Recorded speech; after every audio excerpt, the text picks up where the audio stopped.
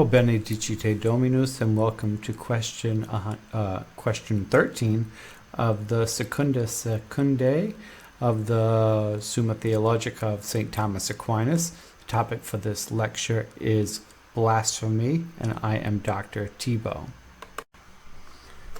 So we're looking at the theological virtue of faith, and now we're looking at the vices which go against faith.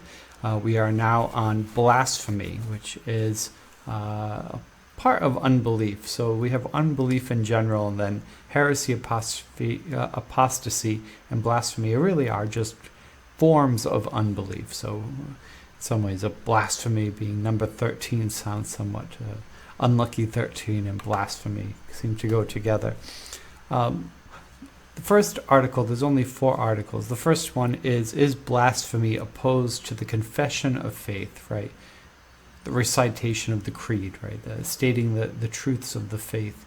Well, St. Thomas points out, first there's the intellect and then there's the will, right? We see this a lot with faith, right? Because as we pointed out before, faith at first is kind of an internal thing, and then it's acted out in the real world externally in the form of charity. So there's the internal faith, which is sometimes called dead faith or formless faith, and then there's faith in action, which manifests itself in the form of charity. So a lot of these parts, you see that they're imitating the same style, right? So the vices are the undoing of that good system. It's the undoing of it. So the intellect would be having a bad opinion against God, right? Having an opinion against God, versus faith, which is assenting to the truth, right? And then there's the will of faith, which would be charity, but the will for blasphemy would be acting out your detest for God, right? Dishonoring God, being against the glory given to God, right? Encouraging others to do so as well, right? Through your actions. So the opposite then of charity, right? Charity, the love of God. This would be the opposite of the love of God. So in some ways, this blasphemy is really kind of the real opposite of faith. St. Thomas points out that it's a disparagement of the divine goodness. You see that a lot. The divine goodness is what blasphemy is against. It strives to hinder honor due to God or the saints. One of the objections is, responses to the objections is about the saints. If you were to be against the saints, well, the saints are part of the divine goodness, right? And they are beloved friends of God. So if you insult the saints, it's not that the saints are themselves insulted, but it's a way of insulting God himself. So, to swear and blaspheme the saints is, kind of an attack on the divine goodness and indirectly an attack on God, so it's part of blasphemy as well. Right, so again, the intellect is blasphemy in the heart, and in act, blasphemy is opposed to the confession of faith. So then the answer is yes, blasphemy is opposed to the confession of faith because it's an external act, would be being opposed to the faith externally. Now, is blasphemy a mortal sin? Well, that should be quite clear, but St. Thomas uses a very logical way to get there. So mortal sins are contrary to charity, right? So how do you know if it's mortal sin? Usually because it's contrary to charity. Charity to God, charity to neighbor, right? So the object of charity is divine goodness in terms of faith, right? Charity is aimed at divine goodness, right? So blasphemy is against divine goodness, therefore blasphemy is against charity, which is then a mortal sin. So again, kind of like the intellect in terms of faith is to assent to the truth. The will of faith is to is to live out the faith, right, in charity, right? So in terms of unbelief, there's not believing, not assenting to the truth, and then in action goes against charity, right? Because we're dealing with mirror images here, right? So the mirror image, the negative image of faith then would be blasphemy in this regard. So, interestingly, St. Thomas brings up, I guess when he writes, it's amazing how much hasn't changed in 700 years. But, so let's say somebody, when we think of blasphemy, what does somebody blaspheme? Well, we might know people in our lives who go, drop the JC all the time, especially Jewish people. They love to say the Jesus Christ, right? They say it in this disparaging way, or they might say, darn it, right? But not, there's, in English we have a certain amount of swear words which are nothing to do with anything. It's somewhat unclear why they're even particularly offensive, right? But there's other ones which are more blasphemous, which often we don't even consider them swearing, right? They're not censored on television or movies, but they're against the divine things, right? Now, if you were to, St. Thomas points out, if this were to come out of a spontaneous action, right, and without heeding any meaning, you don't mean anything to it, then it might just be a venial sin, although I think, in my opinion, I think this comes out of habit. I don't think most faithful people, if you stub your toe, you're going to take the Lord's name in vain because it's just not on your lips, right? It's not something that flows off your lips because it's not... It never had, I think swears end up being something of habit, right? If you don't have the habit, I don't think you'll accidentally blaspheme like this. But you never know. One time I dropped a board on my hand, and it really, really did a number on me. I ended up really hurting that finger, and you go, darn it to hell, right? It just kind of, you're so hurt and you're so angry and you don't even know what to say, you say something like that. Well, is it a sin to say, damn it to hell, right? Talking about a board, which doesn't go to heaven or hell, right? It's a rather irrational thing to say. But is it a sin? Yeah, it's a venial sin, right? It's venial. Now, if you assent to what you're saying, right, and you mean what you're saying, then it's properly called blasphemy, right? So if you were to, insult somebody and you say, and you really mean it, right? I hope you go to hell, something like that. Or,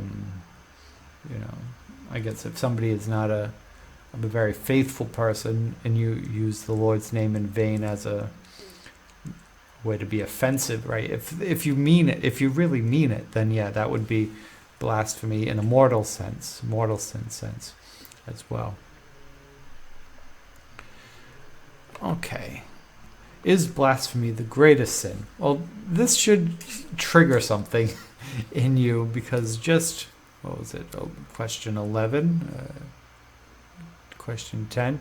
When we dealt with unbelief in general, the question was, is unbelief in general, is unbelief the greatest sin?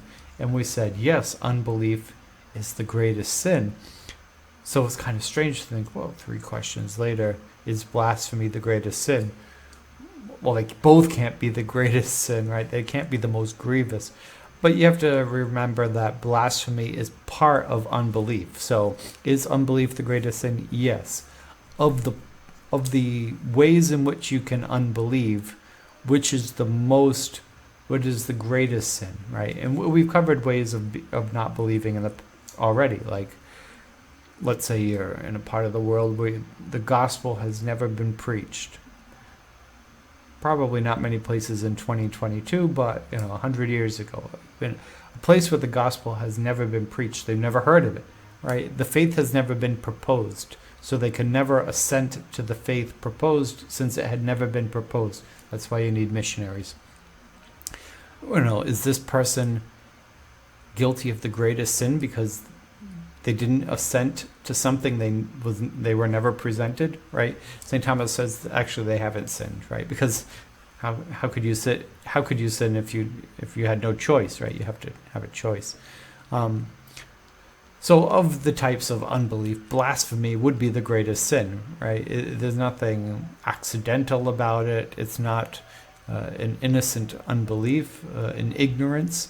This is a direct attack, right?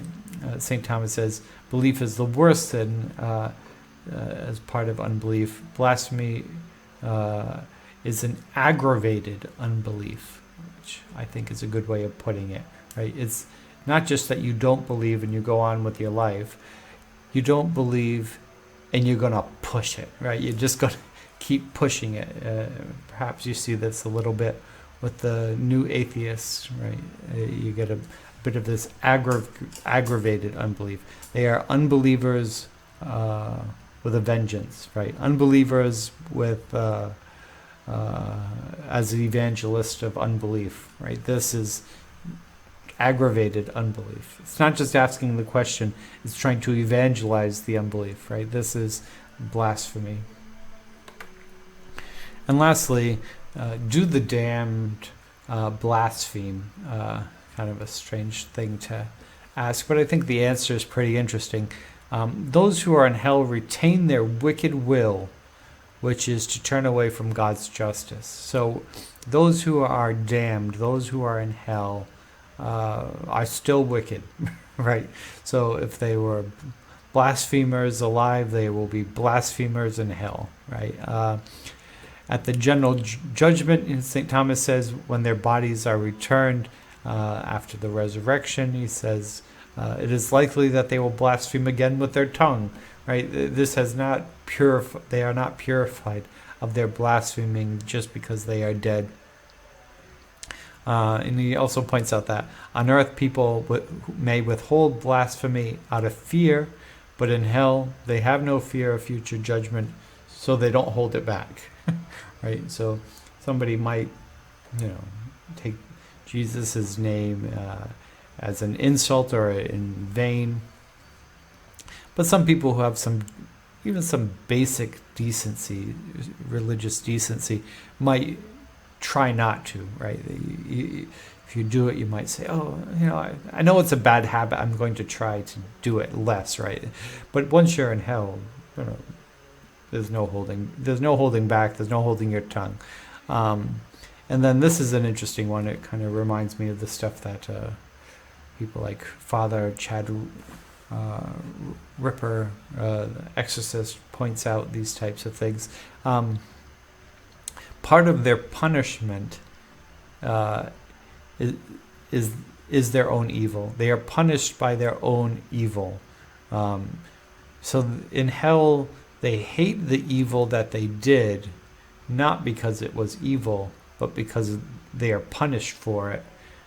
So their sin is constantly in their face for eternity, and they are punished by their own sins. So if you have the mortal sin of blasphemy on you, there will be even more blasphemy in hell for you, and it will be used as the punishment against you in hell. That's part that I'm not, I don't say this with any type of authority, but what I think when I hear this is that we tend to think of blasphemy as something that really injures God, right? It's an injury to God. But if God, after the final judgment, allows sinners in hell to continue to blaspheme, it kind of shows God has broad shoulders, like water off a duck's back, right? Otherwise, he would he would silence their mouth if he was really that offended by blasphemy, right? He would really, right? If it had any effect on his dignity whatsoever, right? Which clearly it doesn't. He would silence it. but he's not. He allows the devils to put it back in their face. And so what's the real sin of blasphemy? It's something on us. It's not really has any reflection on God, because it doesn't have any truth to it. So in conclusion, blasphemy is opposed to the confession of faith. Blasphemy is a mortal sin. Blasphemy is the greatest of sin as a part of unbelief, and the damned blaspheme in hell. So that's it for this section. Next will be sins against the Holy Spirit. Talk to you then.